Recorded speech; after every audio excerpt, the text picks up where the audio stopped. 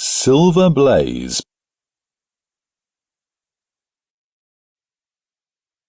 "I am afraid, Watson, that I shall have to go," said Holmes as we sat down together to our breakfast one morning. "Go? Where to?" "To Dartmoor, to King's Pyland."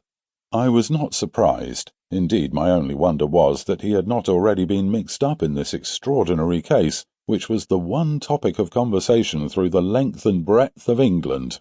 For a whole day my companion had rambled about the room with his chin upon his chest and his brows knitted, charging and recharging his pipe with the strongest black tobacco, and absolutely deaf to any of my questions or remarks. Fresh editions of every paper had been sent up by our newsagent, only to be glanced over and tossed down in a corner. Yet, silent as he was, I knew perfectly well what it was over which he was brooding.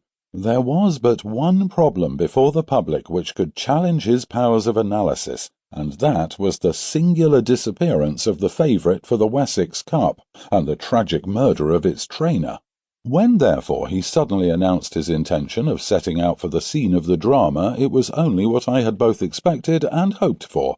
"I should be most happy to go down with you if I should not be in the way," said I.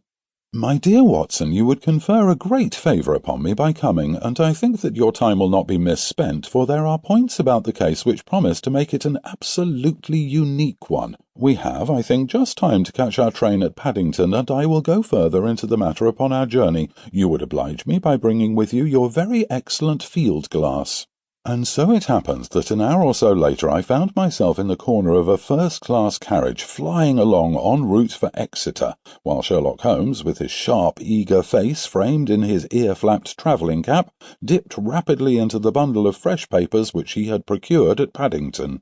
We had left Reading far behind us before he thrust the last one of them under the seat and offered me his cigar-case.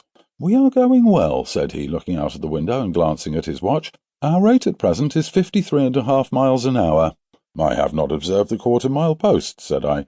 "Nor have I, but the telegraph posts upon this line are 60 yards apart, and the calculation is a simple one. I presume that you have looked into this matter of the murder of John Straker and the disappearance of Silver Blaze?" "I have seen what the Telegraph and the Chronicle have to say." "It is one of those cases where the art of the reasoner should be used rather for the sifting of details than for the acquiring of fresh evidence. The tragedy has been so uncommon, so complete, and of such personal importance to so many people, that we are suffering from a plethora of surmise, conjecture, and hypothesis. The difficulty is to detach the framework of fact, of absolute undeniable fact, from the embellishments of theorists and reporters. Then, having established our Sample complete. Ready to continue?